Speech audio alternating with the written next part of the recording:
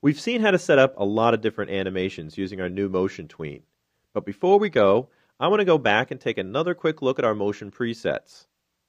Basically, what I want to do is take any animation that we think we could use again and go ahead and make a preset out of it. That way we can build up our own preset library. Now I'm going to go back to the camera animation, so let me just move my timeline here so that we can see the motion tween for the camera icon. If you remember, that starts out big, kind of rotates coming in, and flies right up to the top corner. Now, let me just make a couple quick modifications based on what we've seen since we did this animation. I'll select the motion tween, and first off, when we look at all the dots along here, we can see that they're evenly spaced. This motion might look a little bit nicer if it just glided in and slowed down to a stop. As we saw in our previous lessons, that's just a little bit of easing. If I take a look over here at our motion tween properties, we've got an ease of 0. So if we want it to slow down at the end, remember that's an ease out, a positive number. All we have to do, if we've got this motion tween already selected, is just modify that value, and we're going to pull it right on out here to 100. We can see the ease out, and we can also look on the screen and see that my object is going to be moving slower and slower as it gets closer to the end. So that's going to give it a nice graceful end to it. The other thing I'd like to do is set up the alpha. It's not so bad flying in and flipping this way, but if it started off transparent, we'd get a fade along this animation as well.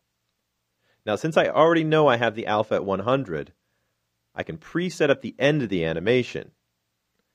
Let's go down to the last frame. And remember, we can access those property keyframes by right-clicking, or if you're on a Mac with a single mouse button, you can control-click. I'll just right-click right there. I'll insert an alpha keyframe. That's going to be under the color settings. Now we can go back to the beginning of our animation, and we can change that alpha. This time I'll need to click on the object itself, because we don't have any alpha settings in the motion tween properties. There, we've got movie clip properties now. There's my alpha, and I'll just pull it right down to 0. My camera disappears, but we know it's going to fade in as our animation plays. Now we've got a pretty interesting animation. A curved path, a change from the left hand to the right hand side of the screen, a little scaling, a little alpha, and to top it off, some easing. That's a lot of settings making up our animation. So if we ever wanted to have an object move the exact same way again, we'd have a lot of work to do. Well, this is a pretty good target for a preset. Let's just click on our motion tween to make sure we've got it selected.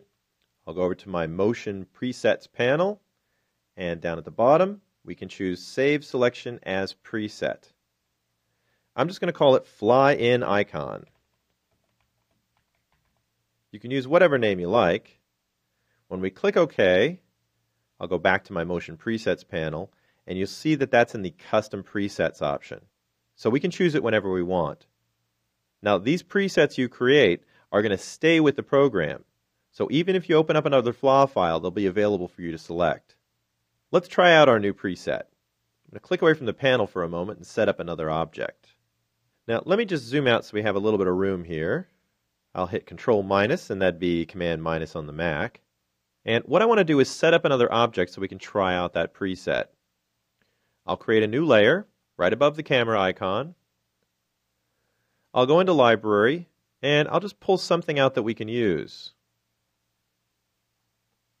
We've got our photo montage, which is kind of big, but it'll work. Let me drop it into that new layer 11. And I'll just go back and select it. Go to our motion presets, and we'll check our new preset, Fly In Icon, and apply it. Now you can already see what's going on here. I've got the same kind of animation being displayed for it. If I line up my two tweens, we can see that we're getting exactly the same animation. It fades in, starts out big, gets smaller, and then drops into position. Now there's one more interesting thing you can do with a preset, or any motion tween applied to an object. You can actually switch objects and it'll keep all of the same animation. For instance, if I've got this layer 11 selected and I go back into my library, I drag out the camera icon and I just drop it right on top of that area. It's going to ask me if I wish to replace the object. It's going to keep the tween and all the animation settings, and when I click OK, it's just going to swap out a camera for the photo montage we had there previously. So you can move these around, use them as presets, and do pretty much whatever you want. Now I don't need that layer for my application, so I'm just going to throw that layer 11 away.